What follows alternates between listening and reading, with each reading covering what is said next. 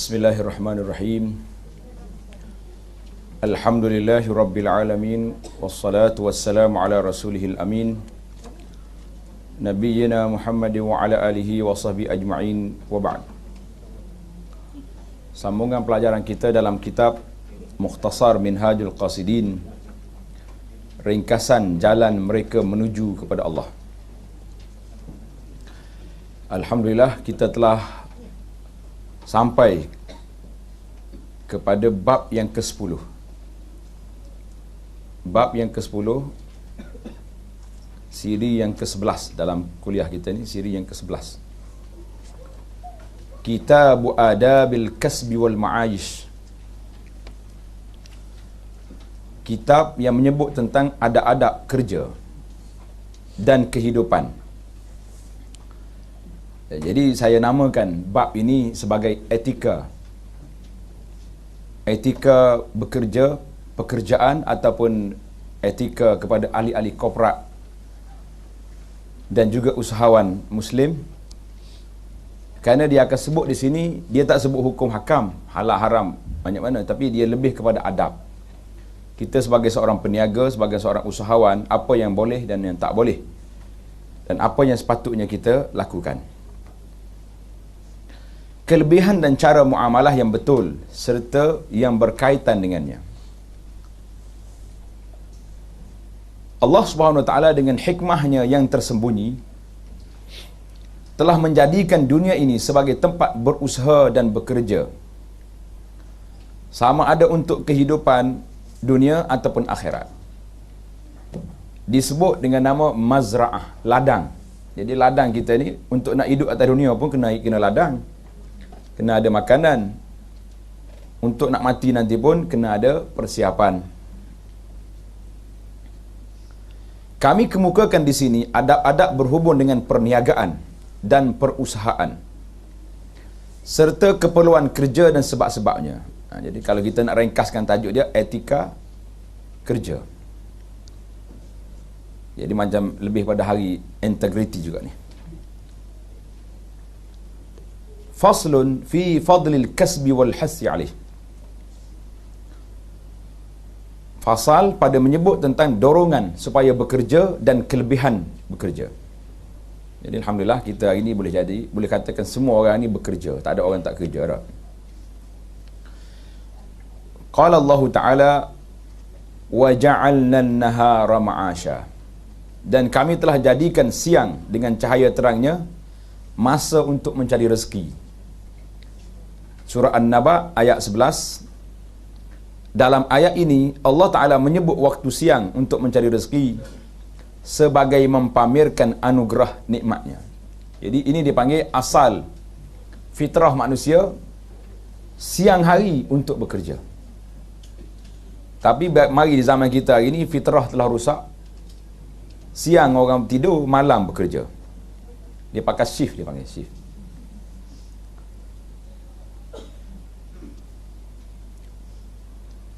Dalam ayat yang lain, وَجَعَلْنَا لَكُمْ فِيهَا مَعَايِشَ قَلِيلًا مَا تَشْكُرُونَ.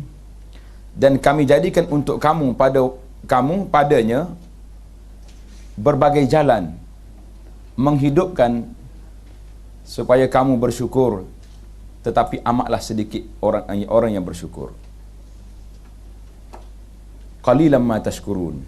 Sedikit orang bersyukur. Kerana itulah setengah daripada ulama salaf dulu, dia berdoa, Allahumma ja'alni minal qalil. Ya Allah, jadikan aku ni orang yang sedikit. Jadi orang terkejut dengan doa ni. Orang nak suruh ramai, mu nak sedikit buat apa? Dia kata wa qalilum min ibadiyas syakur. Tak ramai di kalangan hamba aku yang bersyukur, maka aku nak jadi orang yang tak ramai itu yang bersyukur. Itu pandangan peribadilah. Kalau kita hari ini kita nak yang lebih ramai, kan? Nabi kita pun suruh dalam perbincangan kita yang lepas tentang perkahwinan, adab yang pertama, etika nak kahwin itu kerana nak suruh ramai umat Muhammad sallallahu alaihi wasallam. Tapi itu pandangan, tidak menjadi masalah. Setiap orang itu ada tafsirannya yang diterima. Ayat ini menunjukkan bahawa Allah Subhanahu Wa Taala menjadikan jalan-jalan penghidupan sebagai satu nikmat nikmah dan meminta supaya hamba-hambanya bersyukur di atas nikmat tersebut. Jadi semua jalan yang kita terima, orang ni boleh banyak ni, orang ni boleh macam-macam projek yang kita dengar. Dan firman Allah Ta'ala, laisa alaikum junahun an tabtagu fadlan min rabbikum, tidaklah menjadi salah kamu mencari limpah kurnia daripada Tuhan kamu. Jadi kalau sebut fadlan, itu makna limpah kurnia, biasanya dikait dengan kehidupan. Macam doa kita nak masuk masjid kan, Allah maftahli, nak masuk masjid, abwa apa? Rahmatik. Bila keluar, abwa apa? Fadlik. Itu dia panggil perbezaan. Sebab kita nak masuk masjid, nak cari rahmat je. Orang tak pergi berniaga dalam masjid, kecuali sebahagian daripada orang hari ni buat perniagaan dalam masjid itu cerita di luar daripada kebiasaan lah. Jadi ayat ini dalam surah Al-Baqarah 198.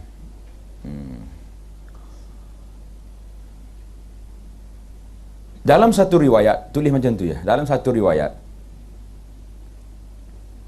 kerana riwayat ni tengok bermasalah, kita tak nisbahkan kepada Nabi.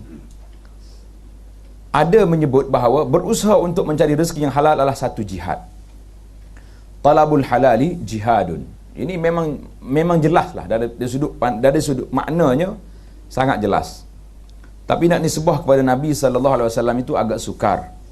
Kerana tengok di dalam nota kaki di bawah tu, dia kata dalam rawi dia tu macam-macam. Kata rawi Muhammad bin Marwan As-Suddi ni, ada orang kata taraku, ada orang kata min munkaratihi. Jadi kita tak perlu nisbah kepada Nabi sallallahu alaihi wasallam. Kalau nak baca pun kata ada kata ulama, itu lebih selamat. Nisbahkan kepada ulama lebih baik daripada kita nisbah kepada Nabi, sedangkan riwayatnya sangat berat seperti yang ada di dalam ulasan di nota kaki itu. Begitu juga kata-kata sesungguhnya Allah Subhanahu Wa Taala kasih kepada seorang hamba yang bekerja. Allah Subhanahu Wa Taala sayang kepada hamba yang bekerja. Memanglah orang yang tak kerja, dia takaffafunan nas, duk minta dengan orang, itu bukan cara yang dianjurkan oleh Islam. Hadis yang sahih dalam bab ini yang kita terima di bawah ini. Sabda Nabi sallallahu alaihi wasallam, ma akala ahadun ta'aman qattu khairan min an ya'kula min amali yadihi. Wa inna nabiyallahi Daud alaihi wa ala nabiyyina salatu wassalam kana ya'kulu min amali yadihi. Maksud hadis ini, makanan yang paling baik yang dimakan oleh seorang ialah makanan daripada hasil usahanya sendiri. Sesungguhnya Nabi Allah Daud makan dari hasil usaha tangannya sendiri. Hadis ini riwayat Bukhari. Cuma bila sebut tentang usaha di sini, kadang-kadang kita salah faham. Kita ingat usaha ni menyangkul. Para ulama telah menafsirkan semua sekali kerja. Kita hari ni bekerja. Orang dulu kerja dengan cangkul, dengan kapak, dengan gergaji tak? Kita hari ni kerja dengan pen. Kerja duk tekan anak tikus contohnya. Jadi semua tu kerja, termasuk dengan kerja dengan tangan. Ya. Ya, kalau istilah orang putih ni, kalau terjemah Melayu dia jadi pelik lalu tak? Tidak, dia nama dia tikus. Tikus dah. Saya lebih suka terjemahan lah. Pasal hari ni semua orang nak terjemah belaka. Gok, dia ada gok dan nak terjemah dengan Allah. Jadi bising satu dunia. Kalau tak terjemah kan lebih selamat tak? Baik. Dalam hadis yang lain, Nabi kita sebut anna Zakaria alaihi salam kana najjaran. Nabi Zakaria adalah seorang tukang kayu. Kerja dia. Abdullah bin Abbas, hadis Zakaria ni riwayat Muslim. Abdullah bin Abbas radhiyallahu anhuma, dia kata apa? Bahawa Nabi Adam adalah seorang pembajak. Nabi Adam kerja harasan. Ini apa ni? Tanam. Kita jangan kata tanam padi, tak tahu wallahualam ada padi ke tidak masa tu kan. Tapi dia guna sawah. Nabi Nuh merupakan seorang tukang kayu. Itu yang dia pandai buat bahtera tu baru. Tapi tak tahu pula kayu kokar ke tidak. Itu yang masalah. Oh, kalau kat Mekah confirm dah kokar. Ya, ni tengok ni tongkat saya tu tasbih ni kayu kokar. Nabi Nuh pun bahtera dia kokar juga. Mari manalah dia ambil ni. Nabi Idris seorang tukang jahit. Nabi Ibrahim dan Nabi Lut adalah petani.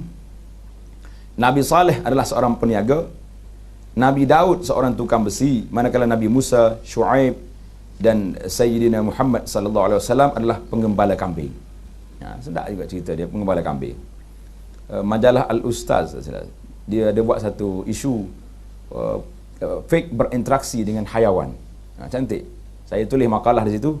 Soalan dia, kenapa para nabi kebanyakannya pera kambing? Dia tak pera unta, dia pera kambing. Menarik kalau tengok, sebab kambing ni kecil. Nak jaga dia dengan ranting kayu pun cukup dah. Tapi kalau unta ni kena tongkat dia, kena apa, jadi nampak ganas. Tak sesuai. Nabi ni pendidik sesuai dengan sifat lemah lembut dalam bab didikan. Diriwayatkan dalam asar bahawa Luqmanul Hakim, seorang yang bijak, seorang yang hebat, yang nama yang disebut dalam Quran, tapi para ulama mengatakan Luqman ini tidak nabi, telah berkata kepada anaknya, wahai anakku, bantulah diri kamu dengan bekerja mencari rezeki yang halal. Sesungguhnya apabila seorang itu bergantung atau berhajat kepada orang lain, dia akan ditimpa dengan 3 perkara. Ini menarik ni. Kalau ada anak-anak kita nak jadi penganggur kat rumah tu, balik cerita Luqman ni besar kan, letak kat dia. Letak tampar kat pintu dia tu. Yang pertama, jadi orang bergantung dengan orang lain ni akan ditimpa 3 perkara.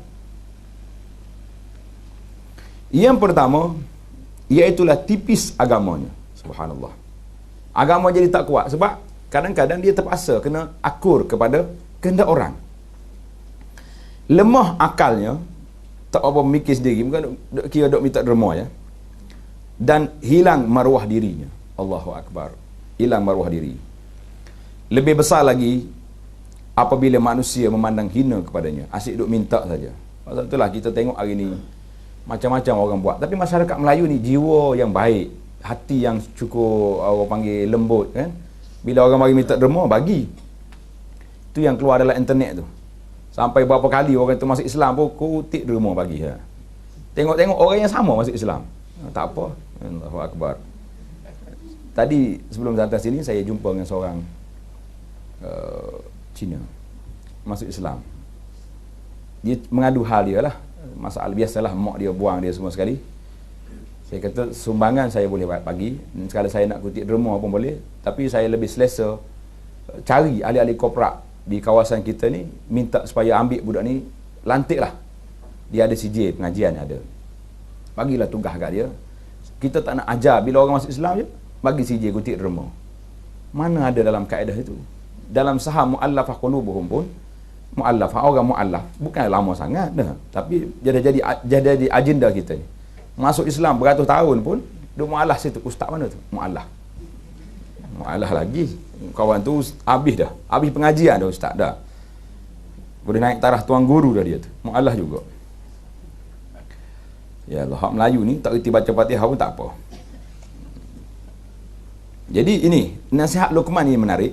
Jangan minta, kerana dia akan jadi kehinaan. Imam Ahmad bin Hanbal rahimahullah pernah ditanya pandangannya berhubung dengan seorang laki-laki yang duduk di rumah atau masjid, duduk iktikaf di masjid. Ada yang berkata, aku tidak perlu melakukan apa-apa kerana rezekiku akan datang kepadaku juga.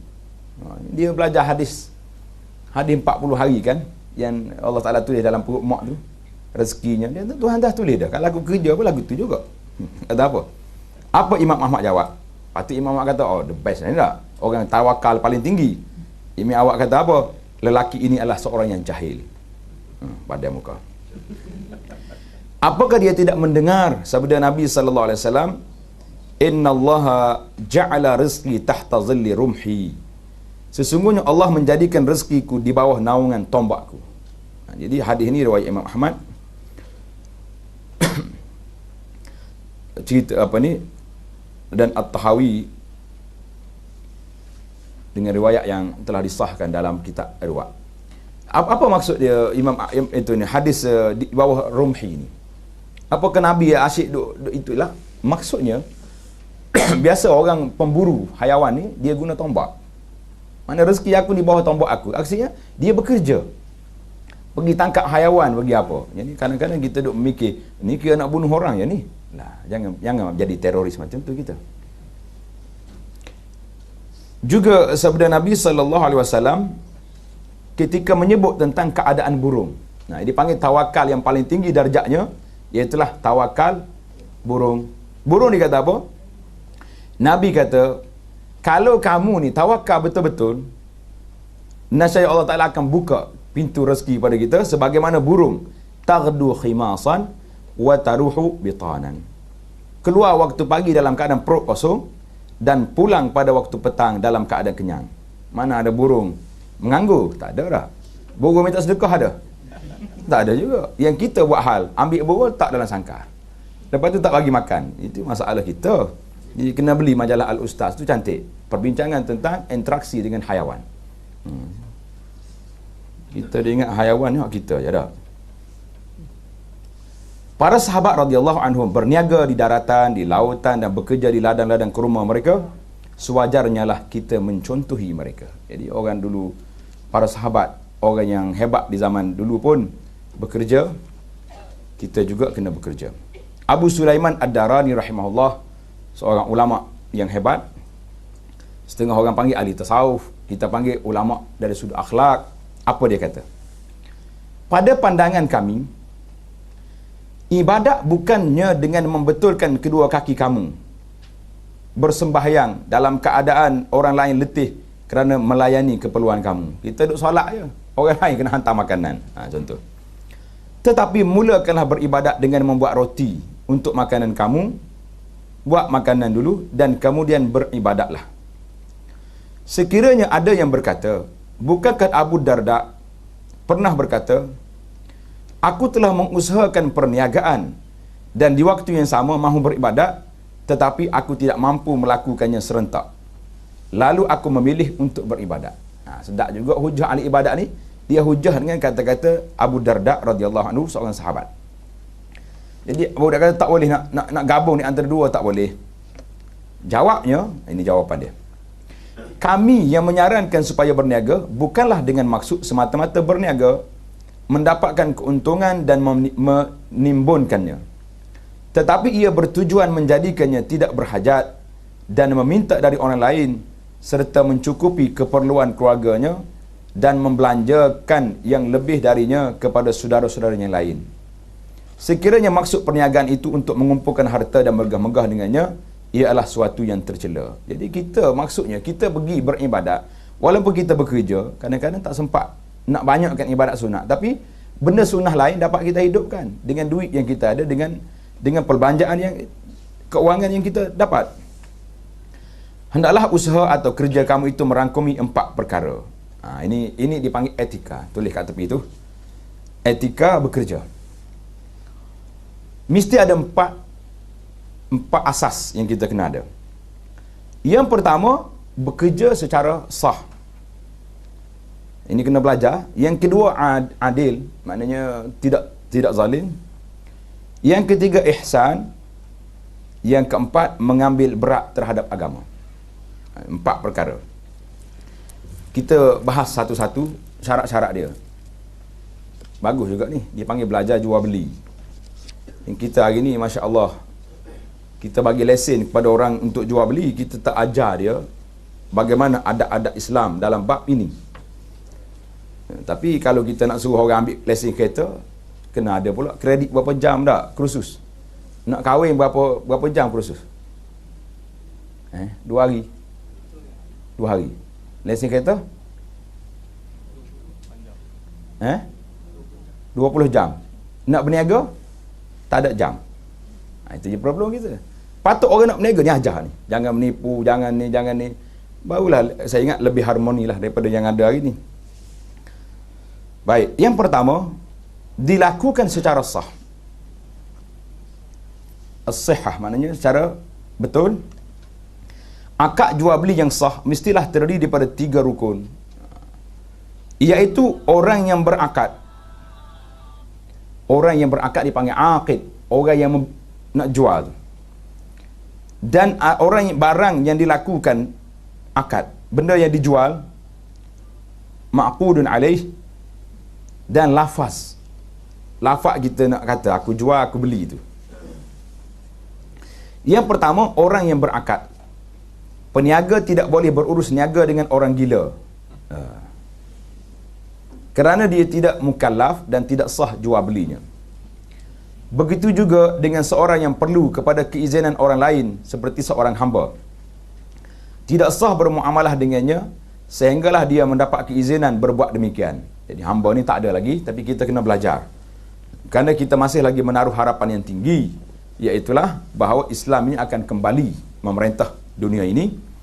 Semalam kita mula belajar satu kitab baru di Masjid Tun Abdul Aziz, orang panggil Masjid Bulat, pagi Sabtu pukul 12 tengah hari.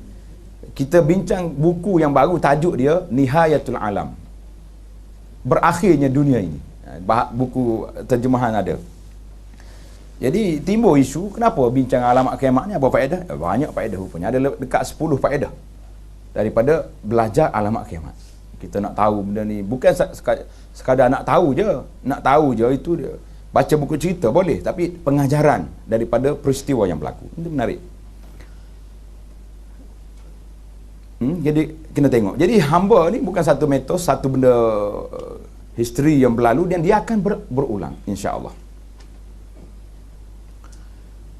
Jadi orang hamba, biarlah kita tak detail lagi, tidak sah bermuamalah dengan mayit kecuali dapat izinan. Demikian juga kanak-kanak, kecuali setelah diizinkan oleh bapa atau penjaganya. Kedudukannya sama seperti seorang hamba. Menurut Imam Syafi'i, akad kanak-kanak adalah tidak sah pada pandangan kami. Ingat, penulis ni mazhab Hambali. Ni dia punya Ibnu Qudamah Al-Maqdisi ni, dia punya mazhab rasmi dia Hambali. Tapi dia tak terikat sangat, dia banyak guna pandangan mazhab-mazhab lain. Pasal tu dia sebut Syafi'i, dia kata kami. Kami itu maksudnya Hambali. Pada pandangan kami, bermuamalah dengan orang buta adalah sah. Oleh itu segala jual belinya adalah sah. Manakala di sisi Imam Syafi'i, hukumnya tidak sah. Sebab orang buta tak nampak. Kita juga dilarang bermuamalah dengan orang zalim dan orang yang kebanyakan hartanya adalah haram, melainkan pada sesuatu tertentu yang diketahui halalnya. Ini masalah hari ini. Kalau nak cari 100% halal, itu agak berat dah di zaman kita ini. Tapi berat tak berat, inilah satu etika yang kita patut kita ikut. Yang kedua, barang yang diakadkan. Barang yang dijual tu, benda apa yang kita nak jual? Iaitu harta yang mahu dipindah milik. Tidak sah penjualan anjing, kerana ia adalah najis aini. Apa dia aini? Zat dia tu, seekor anjing tu najis. Itu dipanggil najis aini. Ada najis yang bukan aini, bukan dia tu najis, tapi dia punya hukum dia tu najis. Macam jual patung berhala. Berhala tak najis, buat daripada kayu, daripada batu. Tapi oleh kerana dia berhala, dia patung, maka jadi najis, dia panggil maknawi.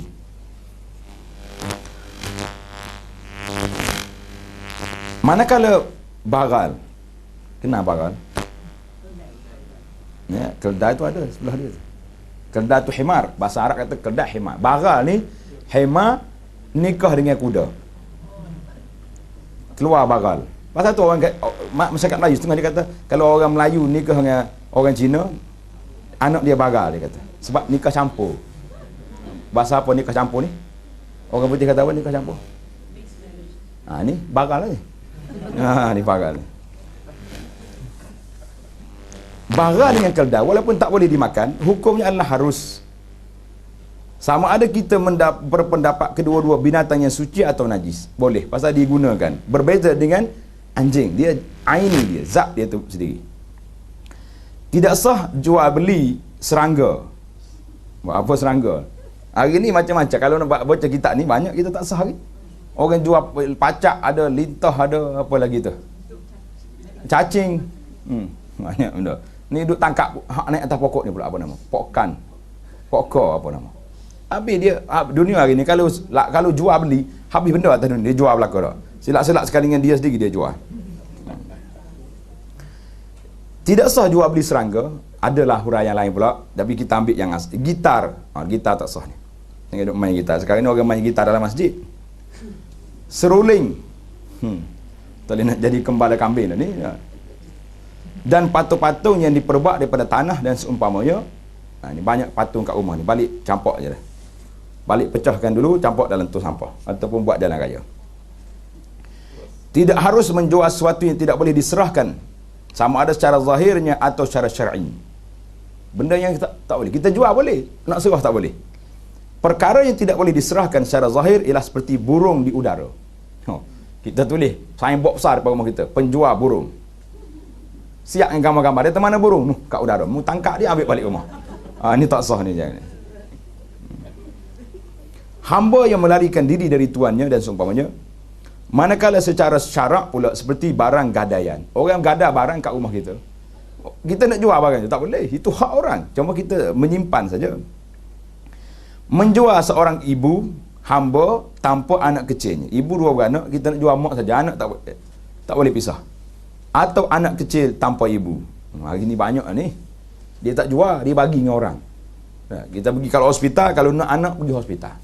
Saya ramai kawan-kawan kita ni, yang doktor dia cerita, anak angkat dia ni, laku betul. Beranak je, adalah orang daftar nak ambil anak. Apakah dia tidak termasuk dalam memisahkan anak dengan ibu dalam isu ni? Nak jual tak sah tu. Maka di secara ia adalah dilarang. Yang ketiga, lafaz, iaitulah ijab dan kabul. Yang ijab dan kabul bukan dalam bab kahwin saja, dalam bab jual beli pun ada ijab dan ada kabulnya. Sekiranya kabul berlaku lebih dahulu daripada ijab, mari orang ni, saya beli ni, beli. Tuan kedai kata aku jual. Boleh tak? Tidak sah menurut satu riwayat dalam mazhab dia. Satu riwayat yang lain menyebut hukumnya sah sama ada dengan menggunakan lafaz madhi, mana lafaz yang lepas memberi makna perbuatan yang telah berlaku, macam lafaz madhi dengan mana bi'tu, aku jual dah, atau itu dia cakap, atau dengan lafaz talab, lafaz minta. Sekiranya jual beli berlaku secara hulur menghulur tanpa lafaz, hukumnya adalah sah menurut zahir pendapat Imam Ahmad.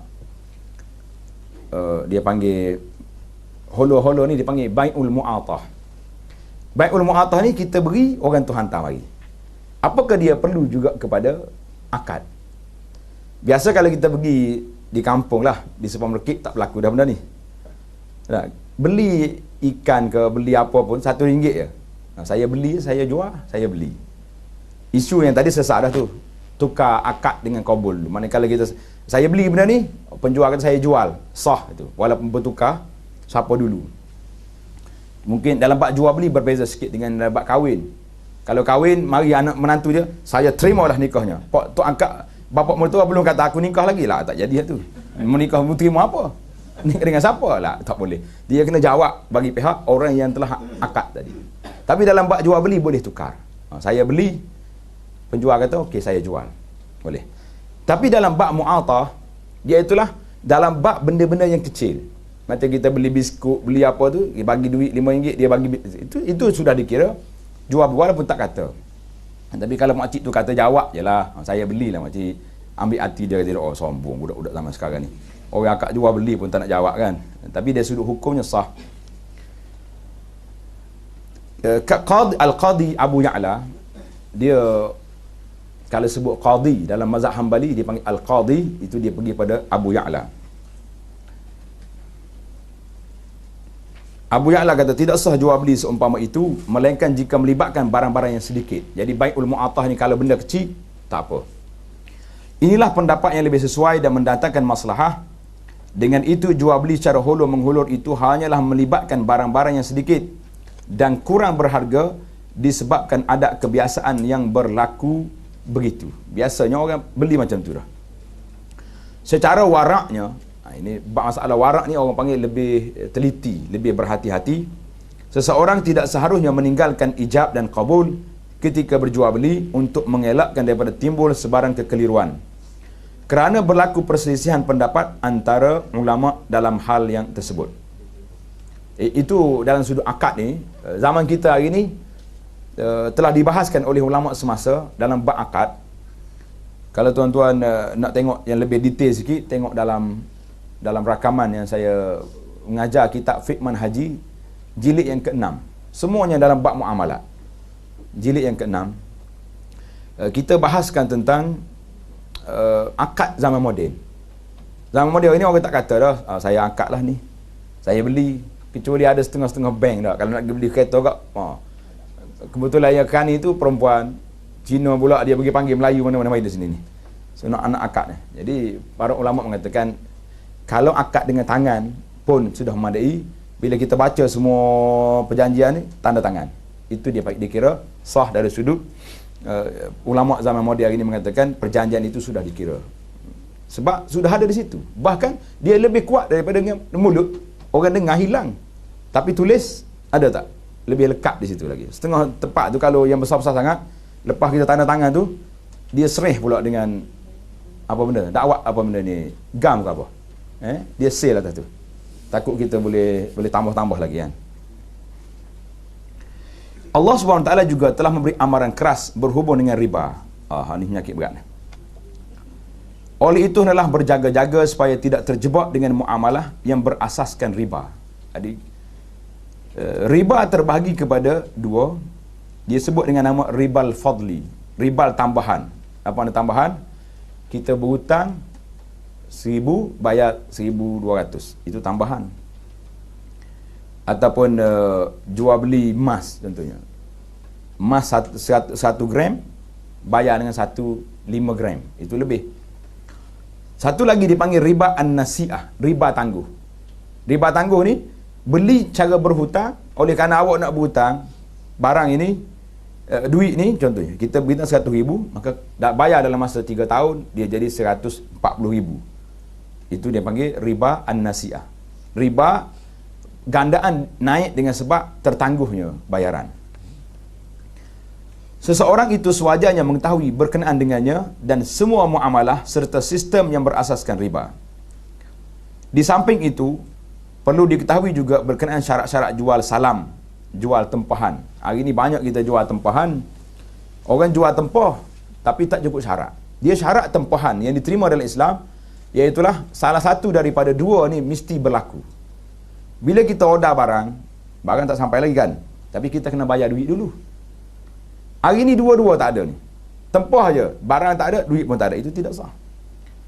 Jadi banyak isu yang timbul hari ni, dia panggil bai'ud daini bidain. Jual hutang dengan hutang. Kita pergi ke bank, nak beli satu benda, bank kata harga dia 100,000. Baik. Buat perjanjian. Tanpa bayaran apa-apa, maka itu dikira jual hutang dengan hutang. Kita berhutang dengan dia, tanpa bayaran. Dia berhutang dengan kita, barang belum diserah. Maka itu tidak sah menurut majoriti ulama.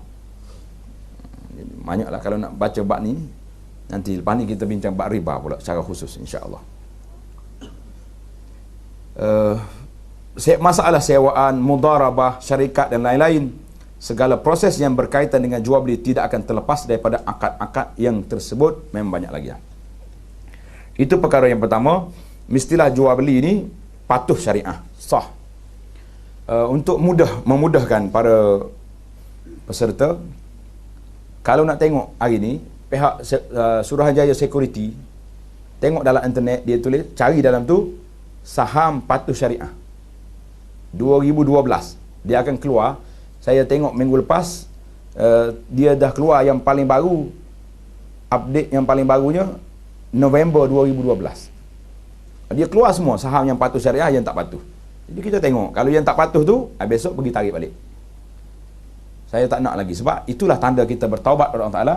Kita tarik balik semua tempat-tempat yang kita berniaga yang tidak patuh syariah. Kalau tidak, bermakna kita masih lagi dengan keadaan yang tersebut. Perkara yang kedua, dia sebut al-adalah.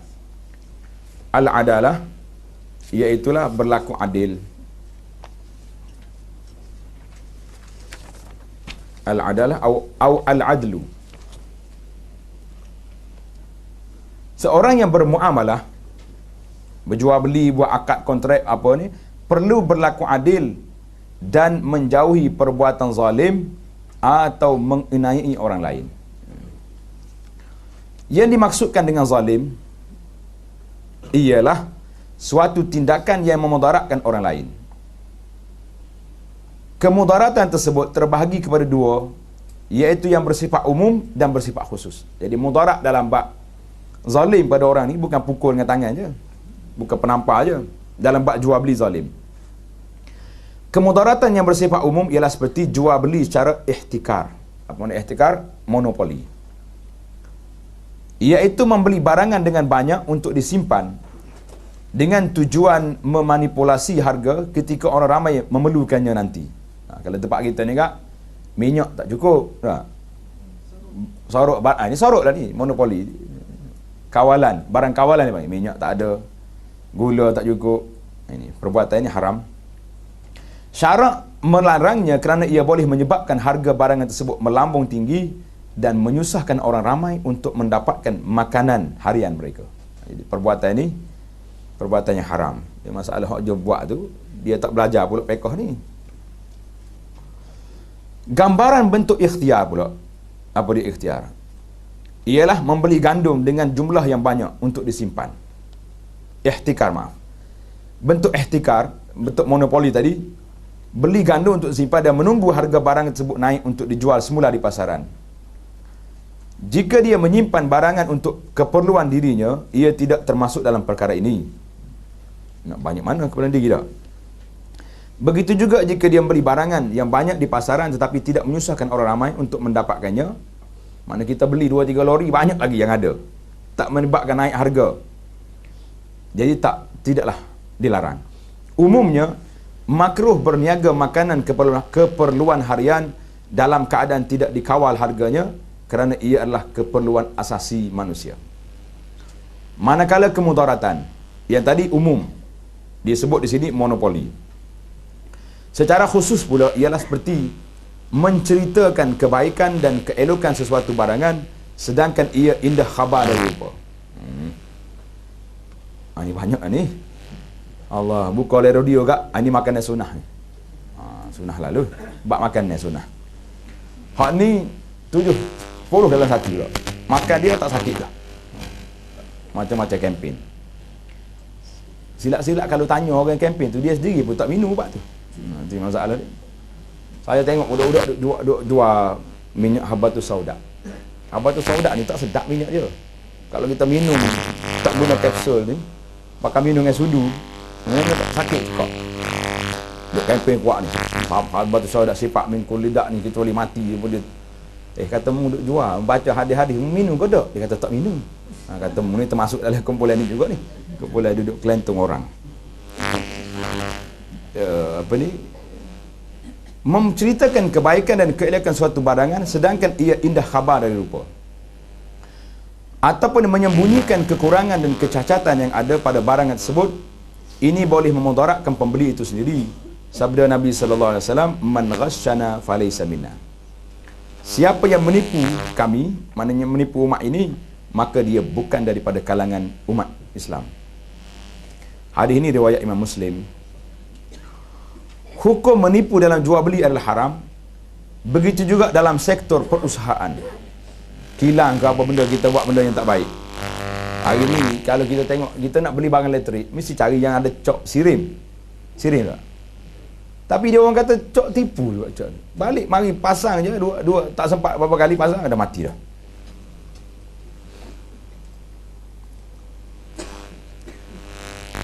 Banyak menipu dia katanya. Imam Ahmad pernah ditanya tentang baju yang diperbaiki atau diperelokkan semula sehingga tidak nampak kesan pembaikan tersebut. Beliau berkata, sesiapa yang ingin menjualnya, dia tidak boleh menyembunyikannya. Ini kalau kita nak jual hak baru lah ni. Kalau nak jual baju bandar tu, saya ingat tak timbul isu ni. Sebab orang tahu dah hak bandar tu memang baju orang pakai dah. Mungkin cari buat apa kat situ dah. Seorang peniaga hendaklah memastikan timbangan adalah betul. Dia hanya dapat berbuat demikian dengan melebihkan sedikit timbangan ketika menjual dan mengurangkannya apabila membeli. Ini sepatutnya. Kalau kita jual, kita lebihkan. Bila kita beli, tak apa orang kurangkan sikit.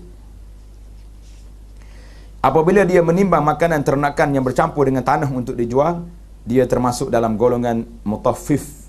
Mutaffif yang menipu dalam timbangan dan sukatan. Hari ni macam-macam lah dia bubuh.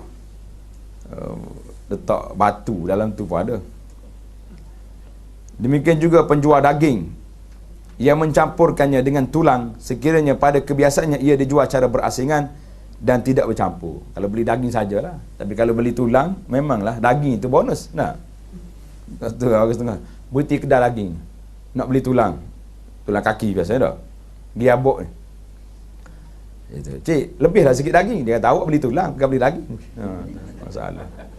Cuma kita lah masyarakat kita ni, bila kita makan makanan, tak teringat kawan-kawan kita. Sedangkan Nabi pesan, jangan buat kotor dengan tulang-tulang sebab dia makanan saudara kamu di kalangan jin. Jin makan tulang. Jadi kita pun bertarah jin juga dah zaman sekarang ni, makan sekali. Sekali dengan tulang-tulang dia makan. Hari ni tulang dimakan. Tahu tak macam mana orang makan tulang? Ha? Tu yang kita duk makan, aiskrim apa, gelatin dia panggil tu. Buat daripada apa?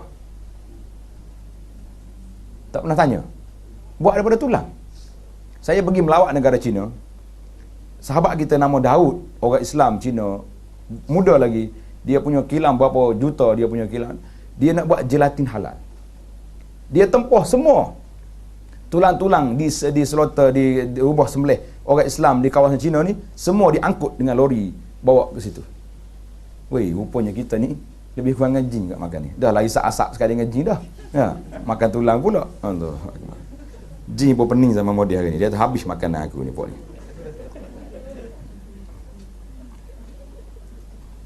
Syarat juga melarang daripada perbuatan an-najas. Najas. Apa najas? Iaitu melobi harga barang bukan kerana mahu membeli, tetapi untuk memperdayakan pembeli yang sebenar, supaya membelinya dengan harga yang lebih tinggi. Di bidar dia panggil. Bidar ni. Jadi dia tak nak beli, tapi dia pakat dengan kedai. Okey, saya naikkan harga. Hari ni satu lagi saya tambah, dia panggil testimoni. Cari orang. Awak cakap, ubat awak makan ni jadi tak jadi? Dia pun cakap, saya makan hok ni hilang habis dah. Segala kata, segala apa. Boleh 5 botol lagi kat dia dah. Itu dia pada balik rumah duk garu juga lagi. Itu termasuk dalam najas. Zaman moden. Kita kena tambah lagi lah. Ini dia panggil syarah kitab. Begitu juga dilarang melakukan at-tasriyah. Tengok nota kaki di bawah. Tasriyah ni, bila kita nak jual kambing, biasa orang nak beli kambing ni yang susu banyak. Dia tak perah susu kambing ke unta ke 2 hari sampai bengkak dia punya labu susu tu. Orang mari tengok, kambing ni hebat, susu banyak ni. Rupanya kambing tu bertebek 3 hari dah sakit, susu dia tak diperah kan. Lepas beli perah susu sekali, tak naik-naik dah. Ini dia panggil tasriyah. Kalau berlaku kes ni, kita boleh hantar balik kambing. Itu undang-undang ni. Sebab termasuk dalam unsur penipuan. Perkara yang ketiga, ihsan dalam muamalah. Ini kita kena belajar sangat-sangat banyak buat kita ni. Allah SWT telah memerintahkan manusia supaya berlaku adil dan ihsan. Berlaku adil dan ihsan dalam bab muamalah. Antara ciri ihsan dalam muamalah ialah bertolak ansur dalam jual beli dan tidak mengambil keuntungan lebih daripada kebiasaan. Ni ramai orang tanya, berapa had keuntungan boleh ambil? Boleh, 100% boleh ambil. 200% pun kalau kita pandai berniaga, kita boleh. Kita beli barang-barang di China dengan harga RM100, balik jual sini 300. Halal. Cuma dari sudut ihsan, itu ihsan ni satu sifat, satu etika, satu akhlak dia panggil. Pada asasnya, mengambil keuntungan adalah dibenarkan oleh Islam kerana tujuan jual beli ialah untuk mendapat keuntungan. Walau bagaimanapun keuntungan tersebut seharusnya munasabah dan tidak melampau. Sekiranya pembeli tetap mahu membeli dengan harga yang lebih tinggi kerana terlalu suka dan berhajat, sewajarnya penjual menolak dan tidak menerima lebihan tersebut. Ini termasuk dalam erti kata ihsan dan dalam jual beli. Jadi harga dia 200. Sebab dia ni semangat sangat nak ni, tak apa aku bayar 200.5 pun. Kata ambil 200 cukup lah. Itu harga dia. Kenapa nak bayar lebih pula? Ini dia panggil tanggungjawab. Dalam bab jual beli, antara ihsan dalam muamalah juga ialah ketika mahu membayar harga barang atau hutang, lebih baik jika ia berlaku secara bertolak ansur atau mengurangkan sedikit jumlah bayaran yang sepatutnya, atau menangguhkan tempoh pembayaran, atau bermudah-mudah dengannya, atau membuat bayaran dengan mata wang yang bermutu. Jadi kalau orang berhutang kita 1,000, waktu dia nak bayar tu, kata tak apalah, bayar 900.5 ya. sedekah 50. Kau nak minta lebih lagi. Ataupun kita bagi hadiah dengan dia. Kalau dia bagi, ni aku ambil hadiah. Tanpa janji. Kalau janji, lain cerita. Ihsan juga berlaku apabila penjual menerima tawaran harga sebagaimana ditawarkan oleh pembeli. Ini kerana orang yang menawar-nawarkan harga tentunya sangat berhajat untuk membelinya. Ada setengah orang ni sangat berhajat, setengah orang tu perangai dia. Kalau beli mesti tawar dah. Lagi tak boleh dia tunggu kat situ. La ilaha illallah. Mari pula penjual tak ada ihsan, pergilah dia tu. Orang Arab kata roh. Dia suruh kita pergi. Banyak lagi kedai lain dia kata. Jangan buat kerja lagi ni. Tak boleh bagi, tak boleh bagilah. Tapi kalau orang minta sangat-sangat, beri je lah selama tak rugi. Banyak hadis yang menceritakan kelebihan perkara tersebut atas serta ganjaran pahala kepada orang yang melakukannya. Alhamdulillah, galakan-galakan begini sangat banyak. Perkara yang keempat, mengambil berat terhadap agama. Jadi 4 etika ni kita kena belajar. Peniaga adalah mengambil berat terhadap agamanya, sama ada yang bersifat khusus pada dirinya atau meliputi akhiratnya. Tengok, untuk dunia kita, untuk akhirat. Dia tidak seharusnya lalai dan lupa kepada hari akhirat kerana sibuk dengan urusan kehidupannya di dunia. Jadi orang panggil, dalam bahasa kita panggil seimbang. Seimbang dalam masalah mencari harta. Jangan pula lebih sangat hak ni, lebih pada hak ni pula.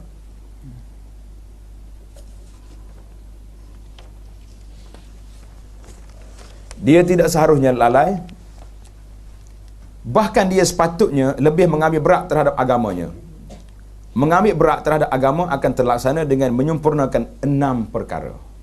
Tanda betul-betul dalam bab etika jual beli ni. Yang pertama sekali, husnun niyyah fit tijarah. Berniat baik dalam perniagaan. Tujuan kita nak berniaga ni apa? Dia adalah berniat untuk memelihara dirinya daripada meminta-minta daripada orang ramai. Aku berniaga, aku kerja ni kerana tak nak minta dengan orang, nak cari rezeki yang baik. Menahan diri daripada sifat tamakkan hak orang lain dan bertanggungjawab menanggung sara hidup keluarganya supaya dia termasuk di kalangan mereka yang berjihad. Dia sebut, dia kata ulama tadi, talabul halali faridatun, ataupun menuntut yang halal itu menjadi satu kefarduan, satu jihad dalam kehidupan. Dia juga adalah berniat memberi nasihat dan kebaikan kepada orang Islam yang lain. Jadi para jemaah, kita kena ingatlah bila sebut masalah, kita dah sebut perniagaan ni. Apa benda yang kita buat lah, bisnes yang kita buat. Buka kedai komputer ke, buka kedai butik ke, buka apa benda yang kita buka, kita kena niat ini yang kita nak. Sama juga, jangan dia kata aku tak berniaga benda-benda begini. Termasuk buka pejabat sendiri pun. Kadang-kadang kita takut ni, dia panggil pejabat konsultan apa benda. Cakap 2-3 patah minta 4-5 ribu. Itu berat sangat juga. Benda yang boleh dikurangkan, kurang lah. Orang mari tu orang berhajat dengan kita. Apa yang benda yang nak letak sampai 4-5 ribu. Allahu Akbar. Saya cukup malu hari ni. Bila orang ajak ceramah je tanya selalu. Paksa. Berapa ustaz nak? Saya kata kenapa? Konsultan lain semua ada harga belaka. Saya kata oh, tu orang lain. Jadi dia jadi macam satu, kita berat sangat. Bukan dalam agama saja, apa-apa benda pun. Keluar surat sekeping nak 500 contohnya. Perniagaan yang kedua ni, adab yang kedua, perniagaan atau perusahaan yang diusahakannya itu hendaklah bertujuan melaksanakan salah satu daripada tuntutan fardu kifayah. Hari ini saya cakap terus terang, fardu kifayah umat Islam belum terlaksana. Terlaksana ke tidak? Tak terlaksana. Balik kat dapur nanti, tengah hari ni nak masak nasi, cuba cek berapa barang yang kita makan hari ni yang dibuat dengan tangan orang Islam. Berapa barang? Berah mungkinlah tak. Tak tahu lagi kalau berah mari alik siang. Siang pula buat. Masak ambil ikan. Ikan okeylah, nelayan pergi ke laut. Ambil garam, cak siapa? Banyakkannya tulisan 4 segi lah. Kenapa tulisan macam 4 segi? Itu yang ada. Jadi tak ada. Tulisan Jawi tak banyak. Allahu Akbar. Kita nak makan pun tak apa cukup lagi. Sekiranya ditinggalkan perniagaan atau industri tersebut, kehidupan manusia lain akan menjadi sempit dan susah. Di sini dia perlu melihat kepada produk yang mahu diusahakan, sama ada ia penting atau tidak. Kerana ada perkara yang sememangnya penting dan ada yang tidak diperlukan kerana hanya berkait dengan perhiasan, atau sifat ingin bermewah dan berseronok-seronok. Suka-suka, itu tidak penting. Kalau kita firman Allah Ta'ala, ya ayyuhar rasul, ya ayyuhar rusul, kulu minat tayyibati wa'malu salihah. Wahai rasul-rasul, makanlah dari benda yang baik lagi halal dan kerjakanlah amal yang saleh. Dalam ayat lain tu, halalan tayyiban. Itu beza di antara dua halal dengan tayyib. Ada benda yang tayyib tidak halal. Ada benda yang halal kadang-kadang tidak tayyib. Kan? Macam daging halal. Tapi kalau orang darah tinggi tidak tayyib bagi dia. Gula halal. Bila orang kencing manis tidak tayyib bagi dia. Maknanya tidak sesuai, tidak bagus untuk dia. Jadi ada halal dan tayyib. Surah Al-Mu'min ayat 51, Al-Mu'minun. Perkataan at-tayyibah di sini bermakna sesuatu yang halal. Dalam ayat yang tersebut, Allah telah memerintahkan supaya mendapatkan makanan yang halal sebelum perintah beramal saleh. Sebab kesan amal saleh itu duduk di makanan. Bila makanan kita tidak baik, maka qabul amal itu juga tertangguh di situ. Allah SWT berfirman ketika mencela perkara haram, wala ta'kulu amwalakum bainakum bil batil, dan janganlah kamu makan atau mengambil harta orang lain di antara kamu dengan jalan yang salah. Jalan yang salah itu ikut mencuri boleh, merompok, memakan jual beli yang tidak sah, saham-saham yang tidak patuh syariah. Jadi semua itu dikira makan dengan cara yang batil. Al-Baqarah 188. Begitulah seterusnya dalam ayat-ayat yang lain. Dalam satu hadis daripada Abu Hurairah radhiyallahu anhu katanya, Rasulullah sallallahu alaihi wasallam bersabda, "Ya ayuhan nas, innallaha tayyibun la yaqbalu illa tayyiban." Thumma dzakara ar-rajul yutilu as-safar ash'asa aghbar yamuddu yadayhi ila as-sama' ya rabbi ya rabb wa mat'amuhu haram wa mashrabuhu haram wa malbasuhu haram wa ghudhiya bil haram fa anna yustajabu li dzalik. Ini hadis ini cukup berat bagi kita. Wahai manusia, Nabi kita berkhutbah, sesungguhnya Allah Ta'ala itu baik dan dia tidak menerima melainkan yang baik-baik. Ini syarat. Kemudian baginda menyebut tentang seorang laki-laki bermusafir jauh dalam keadaan kusut masai rambutnya dan berdebu badannya. Rambut dia orang panggil bergoseng, kusut, tak terurus. Lalu mengangkat kedua tangannya ke langit sambil berdoa, ya Rabbi, wahai Tuhanku, wahai Tuhanku. Sedangkan makanannya haram, minumannya haram, pakaiannya haram, dan diberi makan dengan sesuatu yang haram, maka bagaimana doanya itu akan diperkenankan. Hadis riwayat Muslim. Jadi kita cek baliklah, kenapa doa kita tidak dikabulkan oleh Allah? Puncanya duduk di makanan kita. Sebab dia masuk tempat yang sama. Dia masuk ikut ni, kita minta ikut mulut juga. Jadi dua tempat itu kontra. Perkara tersebut telah diriwayatkan lebih dari satu hadis. Diriwayatkan bahawa Sa'ad radhiyallahu anhu telah meminta kepada Nabi sallallahu alaihi wasallam. Jadi dia mari tanya Nabi sallallahu alaihi wasallam agar doanya diperkenankan. Macam mana nak suruh doa diperkenankan, wahai Rasulullah? Maka Nabi kita kata apa? Atib mat'amat tustajab da'wat. Pastikan makanan kamu halal, nascaya doa kamu akan diperkenankan. Jadi hadis ini kata di Al-Iraqi dalam takhrijnya telah dikeluarkan oleh At-Tabarani dalam kitab Al-Awsat. Dalam sanadnya terdapat rawi yang tidak kukenali. Jadi Iraqi tidak kenal dalam sanadnya. Tapi cukup dengan hadis yang besar tadi, yang di atas tadi. Para ulama salaf telah sentiasa teliti dan sangat berhati-hati dalam memastikan sesuatu perkara benar-benar halal. Dia nak suruh benar halal ni macam mana? Sayyidina Abu Bakar radhiyallahu anhu pernah termakan suatu syubhah, kemudian beliau memuntahkannya kembali setelah menyedarinya.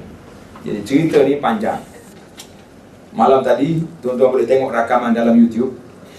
Saya buat satu siri ceramah tentang mencintai sahabat. Jadi kita dah cerita tentang Sayyidina Abu Bakar As-Siddiq. Suatu hari, biasanya bila pembantu dia datang bawa makanan, dia tanya, mari mana ni? Satu malam dia tak tanya.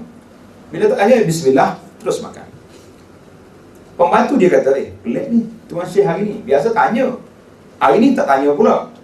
Abu Bakar kata, aku terlupa nak tanya sebab aku lapar sangat tadi. Bismillah aja makan. Dia kata, ambil mana? Dia baru tanya, mau ambil mana makanan? Oh, dia kata, saya dulu masa muda-muda zaman jahiliah dulu jadi tukang tilik. Jadi dia pergi rumah orang ni, jampi, tukar jampi ni. Dia jampi orang zaman jahiliah dulu. Kawan tu kata, kalau anak dia nanti ada majlis kahwin nanti, mari aku akan bagi hadiah makanan ke apa benda. Jadi dia makanan ni ada majlis urs, majlis kahwin. Jadi aku ambil makanan tu orang sini. Saya nak bakar dengar, ya Allah, mu ni kenapa tak bagi tahu awal-awal? Maka dia telah korek dalam mulut dia, nak keluarkan makanan itu, tak keluar. Ambil air satu bekas, dia minum air, nak suruh keluar balik, barulah keluar makanan, muntah habislah. Sayyidina Abu Bakar kata, kalau tak keluar makan daripada tengkuk aku, daripada mulut aku, sampai tercabut nyawa, aku akan korek juga sampai mati. Ini Sayyidina Abu Bakar As-Siddiq radhiyallahu anhu, seorang yang begitu warak dalam hidupnya, tiba-tiba dan sangat mawakif yang cukup terasa hati kita dengan sikap Abu Bakar yang begitu hebat. Tuan-tuan boleh dengar dalam rakaman, tajuk dia Abu Bakar As-Siddiq, sahabat dan mertua, serta beberapa sikapnya di dalam membela Islam. Memang kena dengar cerita ni. Pasal itulah saya kata, khaba wa khasir wa luqima bil hajar, celaka dan rugi dan dilontar ke dalam mulut mana-mana orang yang mencerca Sayyidina Abu Bakar dan para sahabat yang lain radhiyallahu anhu. Jadi ini cerita Sayyidina Abu Bakar. Faslun fi darajatil halal wal haram, pasal pada menceritakan tentang darajat, tingkat-tingkat, peringkat-peringkat halal dan haram tu ada peringkat pula. Ketahuilah bahawa semua perkara halal dan haram, perkara halal adalah baik. Walau bagaimanapun sebahagiannya ada yang lebih baik daripada yang lain, begitu juga sesuatu yang haram. Ada yang haram sekali, ada yang haram banyak kali, maknanya berat haram. Yang haram ni semuanya buruk atau keji, tetapi ada sebahagiannya lebih buruk daripada yang lain. Samalah seperti seorang doktor yang memutuskan bahawa semua makanan yang manis boleh memanaskan badan. Sedap. Pasal tu orang Arab, saya tanya dia, mu ni duduk dalam kemah, musim sejuk, macam mana? Ni pelajar Arab. Dia kan duduk dalam kemah, musim sejuk, tak sejuk? Dia kata dia selimut dengan kulit kambing dia, kemudian dia makan daging dan minum madu panas. Kata kalau musim panas tak ada aircon, minum laban, minum jogat. Orang Arab dia pandai buat. Kita ni kempen kita, tak kira musim, tak kira hujan ke panas ke, suruh minum jogat pula ke. Demam kawan tu pula dah. Tetapi doktor akan huraikan bahawa ini kepanasan tahap pertama, yang itu pada tahap kedua, yang ini pada tahap ketiga, dan tahap keempat ada peringkat dia. Begitulah juga dalam perkara yang haram. Sesuatu yang haram disebabkan akad yang rosak, tidak sama darjatnya atau tingkatannya dengan sesuatu yang haram kerana merampas secara paksa. Ini barang rampas, yang ini kita akad cuma salah teknikal. Mana kita dah niat baik dah, tapi tak kena juga. Bahkan perbuatan merampas lebih buruk dan keji kerana ia menyakitkan orang lain dan meninggalkan usaha yang diizinkan oleh syarak. Manakala dalam akad yang rosak, ia hanya meninggalkan jalan ta'abbud sahaja, iaitu tidak melakukan akad dengan kaedah yang telah ditetapkan oleh syarak sahaja, tapi dia tidak merampas, tidak menyakit orang. Dia setuju dah dua orang itu. Demikian juga mengambil suatu secara zalim daripada orang fakir atau orang soleh atau anak yatim adalah lebih buruk dan keji berbanding dengan mengambilnya daripada orang yang kuat atau kaya atau fasik. Jangan pula orang nak pergi nak pergi merompok rumah orang sebab nak bagi bantu orang miskin. Itu alasan cerita-cerita ya, tidak. Baik, kita mungkin yang terakhir kita bincang tentang tahap warak. Warak ni tadi peringkat halal haram ada peringkat. Ada haram dia kerana zat dia sendiri, ada haram kerana sebab. Macam haram zat khinzir itu haram. Tapi haram bersebab salah akad, itu haram sebab kan. halal pun ada yang lebih baik, ada yang kurang sedikit. Kemudian kita berpindah kepada tahap warak. Apa dia warak? Kita ni kalau sebut warak ni, kadang-kadang benda lain yang kita nampak. Jalan tak tengok orang, itu warak, betul tak? Tunduk ya dia tu. Itu jangan main dia ni, warak kuat ni. Jadi tahap warak ni ada 4 peringkat. Boleh pergi lagi kah? Ada masa dah? Ada, boleh sikit. Terdapat 4 tahap warak sebagaimana berikut. Yang pertama, berpaling daripada semua perkara yang telah difatwakan sebagai haram. Jadi kalau orang fatwa haram, stop. Kalau bercanggah fatwa macam mana? Ini jelas dan tidak perlu lagi contoh. Ittifaq ulama mengatakan benda ni haram, maka kita wajib kena stop. Meninggalkan yang kedua, meninggalkan perkara syubhah yang tidak wajib menjauhinya tetapi disunatkan. Ini akan dijelaskan ketika membincangkan bahagian-bahagian syubhah yang akan datang. Yang berhubung dengan perkara ini, Rasulullah sallallahu alaihi wasallam bersabda, "Da' ma yaribuka ila ma yaribu." Tinggalkan apa-apa yang meragukan kamu kepada apa-apa yang tidak meragukan kamu. Jadi kaedah ni kita boleh pakai banyak tempat. Contohnya ada satu hukum. Ulama kata benda ni haram. Muamalah ni tak patuh syariah. Mari ahli fatwa lain pula kata patuh. Apa yang warak bagi kita, tinggalkan. Kerana ada percanggahan dengan hujah pula kuat. Tapi kalau hujah betul-betul kuat yang haram, itu bukan warak lagi, itu wajib kena tinggalkan. Kita ni muslimin dan muslimat, kalau nak cari benda yang tak ada khilaf dalam dunia ni, rasa tak jumpa dah. Tapi malangnya hari ni, saya duk tengok fenomena yang ada sebahagian daripada anak-anak muda hari ni, seolah-olah benda ni tak ada khilaf. Bercanggah dengan dia, as-sawab ma'indana. Yang betulnya yang kami punya, yang orang lain tak betul. Itu tak boleh. Kenapa kita nak ihtikar, nak monopoli dalam bab fatwa? Seolah-olah fatwa kita yang betul, fatwa orang lain tu tidak betul. Jadi kena bincang betul-betul lah. Tengok fatwa, dia panggil fatwa Facebook ni. Ini masalah betul lah. Tapi kita kesian lah apabila benda ni macam jadi satu ihtikar, monopoli, dilarang dalam Islam, dalam bab fiqh, dalam bab muamalah, sama juga dalam bab fatwa. Kita tak boleh kata ini saja yang betul, yang lain tak betul. Yang ketiga, meninggalkan sebahagian daripada yang halal kerana bimbang terjatuh ke dalam perkara yang haram. Jadi yang halal tapi kita bimbang, ada syubhat, ada pergi pada itu, kita tinggal. Itu namanya warak. Yang keempat, meninggalkan semua perkara yang bukan kerana Allah Ta'ala. Ini dipanggil tahap warak yang sangat tinggi darjatnya. Orang-orang yang hebat lah. Iaitulah tahap warak orang siddiqin, orang yang benar imannya kepada Allah. Contohnya, sebagaimana diriwayatkan daripada Yahya bin Yahya An-Naisaburi, ulama zaman dulu, bahawa beliau telah meminum ubat. Dia minum ubat, lalu isterinya berkata kepadanya, lebih baik engkau berjalan-jalan sedikit dalam rumah supaya ubat itu berfungsi. Jalan sikit, nak suruh gerak. Jawab beliau, perbuatan berjalan ini aku tidak mengetahuinya, sedangkan aku sentiasa menghisap diri, berhati-hati dari melakukan perkara-perkara seperti itu semenjak 30 tahun yang lalu.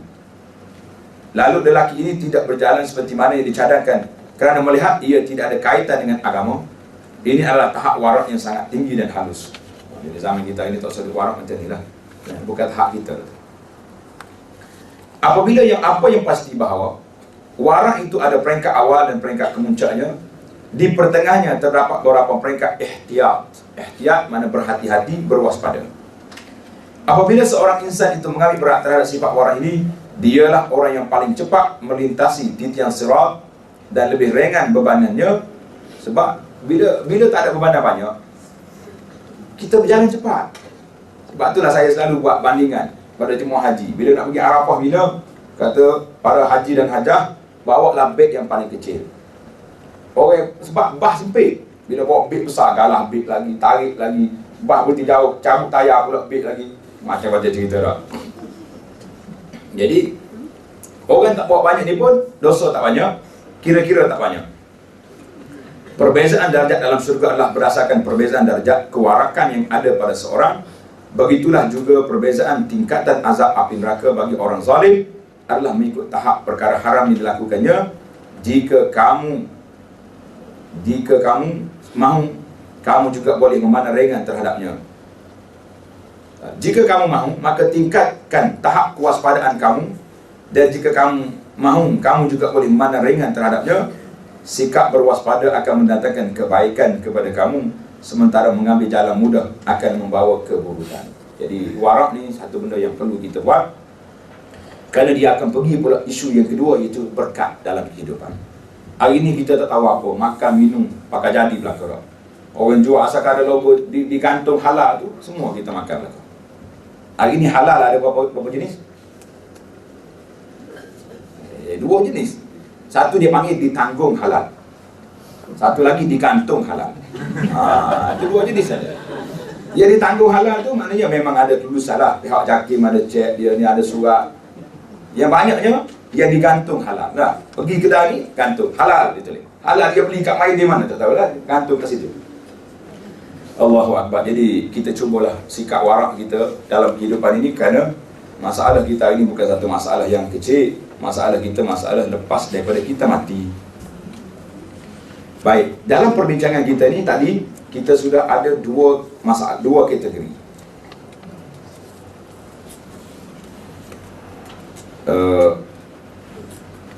Yang pertama tadi kita tengok di awal kitab, di awal perbincangan kita,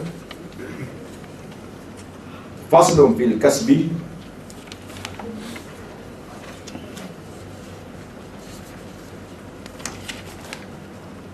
Mana nak suruh jadi nampak bersambung. Bila kita break di sini, dia panggil bahagian yang kedua daripada bahagian yang pertama. Mana bahagian pertamanya? Tengok di awal kitab. Dia kena belajar cara baca kitab dia pun. Dia tak boleh break tengah jalan. Kalau tidak, tak tahu apa. Tu ya setengah orang mengaji lama. Orang tanya mengaji apa? Tak tahu. Dia panggil break emergency semua.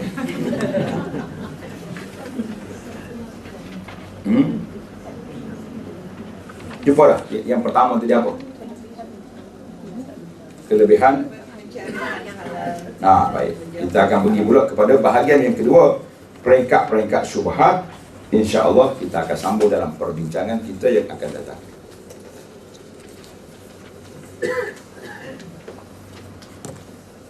Ada soalan lagi di sini. Soalan yang pertama, hamba Allah. Hamba Allah ni orang tak nama. Tadi saya jumpa dengan yang sahabat kita yang Cina masuk Islam tadi. Di antara mak dia marahnya sebab aku bagi nama sama kamu cantik-cantik. Lim apa nama tahu. Kenapa kamu pergi tukar jadi Siti Siti apa? Bagaimana nak berhadapan dengan ahli keluarga seperti suami anak yang buat amal setelah disuruh? Amal solat jemaah di masjid, mengaji Quran, tidak disuruh tak buat. Alhamdulillah. Kalau suruh dia buat tu, nikmat bagi kita. Yang jadi masalah besar ini suruh pun tak buat. Ya. Jadi itu Allah Ta'ala nak angkat darjah mak dia, bapak dia. Kita sentiasa kena bekerja. Bunyi je orang baca Quran dekat masjid, 10 minit lagi nak waktu masuk waktu, kita dah bekerja dah. Panggil semua ke anak-anak dengan ayahnya sekali. Ambil wuduk siap. Orang nak azan dah. Dan ini satu permulaan yang baik. Permulaan yang baik. Jadi kita bawa lah anak-anak ni pergi motivasi, bawa ziarah para ulama, ziarah ustaz-ustaz yang boleh memberi didikan kepada mereka. Mudah-mudahan dia tertarik hati, dia nak naik semangat. Bawa rehlah sekali, contohnya mari kita pergi ziarah orang ni, ziarah ustaz ni. Kalau ada program-program umrah contohnya, kita pergi sekali. Dan maklumkan kepada ustaz secara sembunyi, anak saya ni curah sikit salah. Jadi ustaz buat baik dengan dia, buat motivasi sentiasa, InsyaAllah naik darjah. Tinggalkan halal kerana takut terjatuh pada perkara yang haram. Jadi ada benda-benda yang boleh kita buat. Contohnya, benda ni benda halal. Contohnya makanan-makanan, tapi khilaf ada di situ. Khilaf ada. Jadi baiklah kita tinggal, kerana kita takut akhirnya dia akan pergi juga kepada benda yang yang haram. Bagaimana keadaan seorang anak yang masih belajar dan tiada pendapatan dan diberi nafkah oleh keluarga dengan sumber dari seperti simpan bank, riba dan sebagainya. Sumber diragui. Jadi kita kena ingatlah, anak tu anak kita. Kalau kita beri mereka makan daripada sumber yang tidak halal, bagaimana kita nak mengharapkan mereka menjadi seorang hamba yang baik terhadap Allah Azza wa Jalla? Jadi seboleh-bolehnya makanan yang kita nak masuk dalam perut anak kita, biarlah makanan yang kita pastikan halal.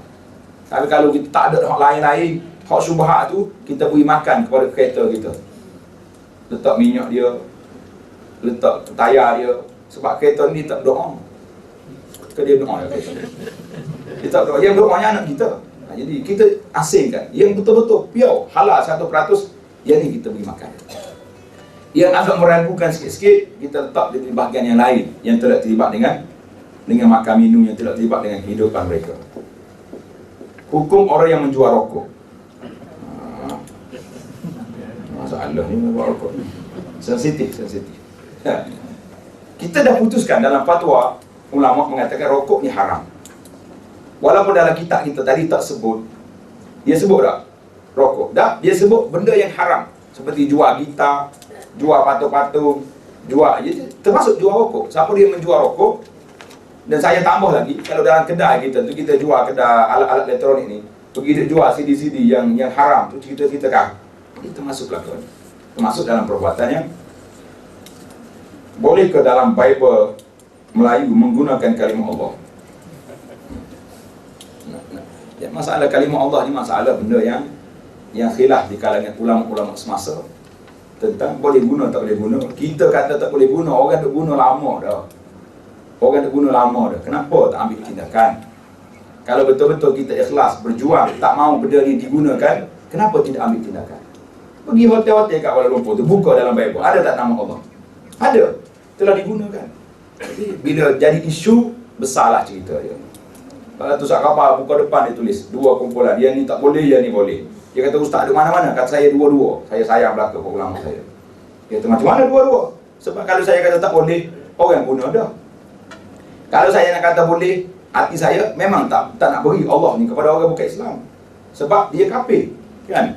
Tak boleh kata kafir pula, kena kata dia non-Muslim. Itu masalah bahasa sekarang ni. Tapi realiti dia orang guna tak guna? Guna dah. Cuma kalau boleh kita tak benarkan secara rasmi, jangan dia tulis pula dekat surau dia tu Allah kat situ, bertukar pula dengan kita. Itu lebih baiklah bagi saya untuk maslahah yang lebih panjang. Tapi tak sejadi satu isu lah. Kalau betul-betul nak larang, kenapa tak larang yang diguna sekarang, yang sudah diguna pakai? Apakah sah jual beli internet seperti beli kitab dan barang-barang elektronik yang mana barang tersebut tidak diperoleh ketika itu juga, yang mananya ia perlu dipost? Nah, ini masalah kita kena ingat. Ada barang dia panggil barangan riba. Barangan riba seperti emas, jual emas dengan perak. Yang orang panggil forex, apa benda sekarang? Forex. Ni yang jual emas ni melalui internet. Dia ini Majlis Fatwa telah mengeluarkan satu risalah, tajuk dia parameter jual beli emas. Kalau tak jumpa cari, tengok dalam blog Abu Anas. Saya letak kat situ. Sebab soalan ni banyak timbul. Jadi parameter jual beli emas, ketika itu kita kena pastikan dalam kertas Majlis Fatwa itu membenarkan tertangguh setakat 3 hari. Dia ambil pandangan ulama Maliki yang boleh sedemikian. Tapi kalau nak tengok majoriti mengatakan tak. Tangan iadan biyadin, serah ambil. Itu maksud iadan biyadin. Jadi baca dalam parameter jual beli emas. Ada pun barang-barang lain yang tak terlibat dengan barang riba, tak jadi masalah. Kita beli. Cuma kalau dia ni termasuk di dalam jual beli salam, baik salam, maka dia kena bayar dulu. Bayar baru kita post. Bayar baru kita post. Tengok keadaan lah. Kadang-kadang benda tu kecil sangat ya. Beli teh ke beli apa dah. Banyak dia sebut sini beli kitab dan barang-barang elektronik. Jadi kita kena tengok dari sudut kitab tak masuk dalam barang riba. Barang elektronik pun tak masuk juga. Jadi tak timbul masalah riba an-nasa. Riba pertangguh, itu tak timbul masalah. Jadi kalau emas tukaran duit, itu tak boleh. Duit kita ni, ringgit dengan rial, ringgit dengan dolar, kena tukar by hand. Beri, ambil. Kalau tangguh ambil besok aku baik aku tukar. Lah, sudah jadi kira riba. Nah, itu masalah dia. Dapatkah hukum jual beli haiwan peliharaan seperti kucing, burung dan lain-lain? Nah, ni kena tunggu beli dalam majalah Al-Ustaz tu, banyak jawapan di situ. Jadi kita tengok ada benda yang dia panggil benda yang tak boleh dimakan. Boleh tak boleh kita jual benda ni? Jadi para ulama mengatakan tidak boleh kita jual beli benda-benda yang seperti ini. Tidak termasuk dalam perkara yang halal. Kecuali digunakan macam himar tadi, dongki tadi. Memang tak boleh makan dongki, tapi naik boleh. Buat putih sampah, buat main dengan dia. Dongki ni di antara binatang yang tak cerdik dalam dunia. Sebab itulah Islam larang makan dongki. Kalau makan, kita jadi tak cerdik macam dia. Ini hikmah. Tengok dalam buku Keindahan Islam, senarai barang-barang larangan. Kenapa dongki tak boleh makan, kenapa Arab tak boleh minum, kenapa ni khinzir tak boleh makan. Khinzir ni binatang yang tidak ada sifat ghairah, sifat cemburu tak ada. Orang yang makan benda ni tak cemburu. Dia turun kereta, isteri keluar ikut kiri, saut dengan suami orang belah kanan. Dia sendiri pun turun ni, sambut orang tu. Masuk dalam dewan, tengok isteri dia terlompak-lompak macam monyet atas pentah. Tak apa, dia tepuk tangan sama. Sebab ini kesan daripada khinzir. Adakah sah solat dengan pakaian yang dilekati bulu kucing? Kucing ni termasuk dalam minat tawafina alaikum wa tawafan. Ada binatang yang duduk di rumah orang. Kucing. Untuk orang Islam. Tak. Jadi kucing ni kalau duduk atas rumah kita, takkanlah dia tak ada bulu. Kenapa dia timbul sangat dengan bulu kucing? Bulu kucing ni, bulu lain tak nak timbul pula tak? Jadi macam itulah sifat orang kita ni, suka cari benda kecil-kecil. Bulu kucing, dia ada sifat. Ya, yang dia ada cukur bulu kening dia tu tak tanya. Seorang rakan saya mengatakan wine yang diletak dalam masakan itu halal dimakan kerana ia sudah tidak memabukkan. Agak bukanlah ambil setitik dua, mabuk tak mabuk? Tak mabuk. Jadi Nabi kata apa? Ma'askara kathiruhu faqaliluhu haram. Benda yang memabukkan kalau banyak, sedikit pun haram. Tak boleh nak kata kalau tak mabuk ni dah boleh sadar dah lah kau kita ni. Dah, sebab tak mabuk. Dah. Saya masih bersekolah. Di sekolah saya ada seorang hamba Allah yang ingin belajar tentang ilmu Allah. Tapi ibu bapanya tidak mengizinkan dia belajar ilmu Allah. Ilmu Allah tu macam mana ilmu Allah? Ilmu Islam lah punya dia tak. Dah, dia tak payah ikut mak ayah dia dalam bab ini. Dia mesti kena belajar ilmu Islam kerana dia orang beragama Islam. Dan wajib dia panggil ilmu fardu ain. Ilmu fardu ain ini tak wajib kita taat kepada mak ayah secara setakat nak belajar ilmu fardu ain. Tapi ilmu fardu kifayah lah mesti wajib. Suruh dia pergi mengaji. Minta jelaskan tentang penggunaan kalimah Allah. Jelas dah tadi. Nak masuk kalimah Allah. Saya ingat satu kes ni, pengarang Herat nama yang Sabah. Dia mari ke Kelantan, kita buat forum terbuka. Dia wakil Kristian, apa nama wakil Buddha seorang, orang Siam, dan wakil daripada Islam, iaitulah Dr. Johari Mat. Wakil. Dia ada pertahan nak guna nama Allah. Negara tu guna, hak ni guna, hak ni guna. Sedaplah nampak hujah dia tu. Orang dengar pun semangat dah tu, macam nak bagi dah. Bila sampai kepada Ustaz Dr. Johari cakap, dia tafsir surah Qul Huwallahu Ahad. Dia kata saya nak tanya ni, ya awak nak guna sangat nama Allah. Allah mana yang awak nak guna? Allah ada anak? Tak, itu bukan Allah. Allah ada isteri? Itu bukan Allah. Allah yang ada di sini Qul Huwallahu Ahad. Allahnya tafsir surah Al-Ikhlas, surah Qul Huwallahu Ahad. Orang kata-kata konye kau itu, saya nak jawab. Allah mana nak guna? Mana Allah mana? Jadi itu masalah. Dia kata Allah ni untuk semua. Bang, ialah kita tidak nak monopoli untuk kita, tapi Allah tu biarlah ada hak dia. Jadi kalau nak sebut Allah, Allah ni satu nama zat bagi Allah Azza wa Jalla. Tapi benda ni masih dalam skop khilaf lah. Kalau orang nak terima, biar dia. Tapi saya masih lagi bersama dengan pandangan yang mengatakan menyekat itu lebih baik. Wallahu a'lam. Minta jelaskan, bolehkah kita makan dan minum guna perkakas perak seperti Queen N apa ni? Queen N mana pula? Saya tak aja makan, tak kenal. Dalam isu penggunaan emas dengan perak, lebih baik kita bincang daripada kalimah Allah tadi ni. Kalimah Allah tu kita guna dah. Cuma tak nak guna je. Semalam orang pertikai. Dia kata, kenapa tak ambil tindakan kepada orang bukan Islam mempermainkan nama Allah? Saya kata, kat mana? Tu, kat topi polis. Betul, topi polis ada Allah. Yang bukan Islam, yang Islam semua masuk tandas, topi disangkut di mana? Di luar ke dalam kepala dia? Masuk dalam tandas tu. Kalau silap-silap yang bukan Islam, minum arak dengan topi kalimah Allah. Ini pasal itulah kita kata, kalau nak berjuang sangat mempertahankan kalimah Allah, jangan main politik. Baiki topi-topi yang ada ni, yang menjadi pakaian resmi dalam negara kita. Kenapa tak bincang itu? Duk main dengan sakhabat. Aku dengan sakhabat ni letih. Isu kalimah Allah lagi, isu mengkafirkan orang. Mengkafirkan orang, isu apa ni, dia duk menyesatkan orang. Habis nama senarai ulama masuk dalam neraka belaka tu. Kenapa tak bincang? Hak isu basi 40-50 tahun dulu dikeluar balik dalam muzium semasa-masa semata-mata kerana isu museum-museum tertentu. Subhanallah. Tuan-tuan dengar dua siri khutbah saya, tajuk dia isu kafir mengkafir suatu benda yang bahaya. Khutbah minggu lepas saya senaraikan beberapa dawabit ataupun syarat-syarat nak mengkafirkan orang. Kita buat syarat. Ada 5-6 syarat yang telah diputuskan oleh para ulama. Tidak semudah. Jangan serah sok khabar memutuskan isu ini. Para ulama mesti duduk bincang, dengar hujah. Orang minta nak 1 jam, tak nak bagi. Ya, tapi hari-hari dia hentam. Ini satu benda yang sangat tidak adil. Cerita mana pula kita ni? Baik. Kalau cerita pakai perak. Emas dengan perak boleh dipakai oleh orang perempuan. Menjadi perhiasan. Cincin boleh, gelang boleh, cermin mata boleh, apa saja boleh pakai. Tapi penggunaan bekas tidak dibenarkan. Termasuk perempuan dan laki-laki.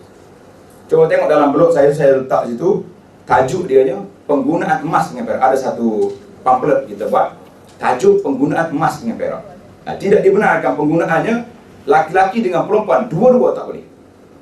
Tapi perhiasan boleh. Walaupun ada sebagian ulama mengatakan orang perempuan tak boleh pakai emas, itu kita tak besarkan fatwa dia. Kita nak besarkan benda-benda lain, kemudian dia kelahi sama kita. Jadi yang ada tu kena jual, tak dipakai dah. Mohon pandangan berkenaan pendakwah promosi buku dan jualan barangan dalam masjid. Ini masalah ni. Satu hadis yang 9/10 rezeki daripada perniagaan. Banyak dia ni. Masalah isu mengiklankan jualan dalam masjid itu memang sebut dalam hadis larangan. Nabi kata siapa dia iklan barang hilang dalam masjid, Allah Ta'ala tak hantar balik barang dia. Siapa dia iklan perniagaan, Allah Ta'ala tak beri untung kepada dia. Ini hadis ini secara zahirnya nampak larangan tu keras. Tapi setelah dibahas panjang oleh para ulama hadis yang mengatakan hukumnya, ada yang mengatakan haram perbuatan itu, tapi yang ramai yang mengatakan perbuatan itu masuk dalam hukum makruh. Tidak digalakkan kerana masjid tidak dibina untuk menjadikan iklan. Jadi kita pasal tu saya cukup tak selesa. Dekat anak jemaah ada mari orang halal iklan. Ustaz baca ni. Iklan air tak ada, iklan lembu berkeliaran, iklan pesta situ sini. Saya kata bukan kerja aku. Kerja aku naik mimbar je. Berkhutbah, mau nak iklan duduk tangga masjid, iklan. Ini imam jadi mangsa hari. 10 minit duk baca iklan tu. Iklan ni dah. Air tak ada di situ, api tak ada di sini. Kedai baru buka di situ, ada wacana di sini, ada expo sini. Apa kerja Pak Imam dia baca hari ni? Nanya dengan dia. Tapi kena baca sebab surat daripada arahan-arahan yang hebat. Saya akan iklan benda-benda yang sangat penting. Benda-benda yang tak penting tak perlu. Dia dalam masjid patut tak jadilah budaya jual-menjual. Dalam masjid ada setengah orang ni bukan zakat tu habis yang bawa pelaka dengan air jampi dengan apa. Ini 100 jampi sudah ada di sini. Siapa dia baca hak ni? Jadi ini semua perbuatan-perbuatan yang menyalahi etika masjid. Satu hadis rezeki 9/10 daripada perniagaan ini para ulama mengatakan tidak sahih. Tapi kalau kita tengok dari segi maknanya memang jelas lah. Orang kaya ni tak mahu ingat kerja jabat dia dah. Kecuali main rasuah ke belakang. Itu cerita lain. Duduk jabat rasuah. Tak boleh pula. Sebab dia kata dia beli rumah dengan kereta lebih pada kapasiti hak gaji orang murid-murid. Tapi orang perniagaan, Masya Allah, orang lain gaji 2,000 sebulan, dia 2,000 satu hari. Boleh tak? Hukum kerja di bank konvensional di bahagian tidak berkait secara langsung dengan riba. Jadi masalah bank konvensional ni satu masalah yang agak kronik. Sebab dia masih timbul dalam masalah syubhat. Macam kita kerja di tempat yang terlibat dengan benda-benda yang tidak ada perniagaan yang tidak halal. Tapi bukan semuanya benda haram, kan? Jadi kita tak boleh kata awak wajib kena letak jawatan, resign sekarang juga, kalau tidak awak masuk neraka lah. Kita beri peluang kepada dia, kalau dia boleh tukar jawatan yang lebih baik, itu lebih cantik. Tapi kalau dia tak boleh tukar kerana dia duduk di section yang tidak terlibat dengan riba secara direct, maka itu masih lagi di bawah akta darurat yang dibenarkan. Keharusannya masih ada di situ. Wallahu ta'ala alam. Jadi insya-Allah kita akan jumpa balik dalam siri kita bahagian yang kedua, peringkat-peringkat syubhah dan perbezaannya dengan perkara halal dan haram. Ini cantik. Saya tengok sangat-sangat menarik dalam isu ini. Tuan-tuan boleh tengok dalam kitab kita ni apa yang ada dalam bab ini, insya-Allah. Subhanakallahumma bihamdika asyhadu an la ilaha illa anta astaghfiruka wa atubu ilaik. Wa sallallahu ala nabiyyina Muhammad wa ala alihi wa sahbihi ajma'in. Walhamdulillahi rabbil alamin.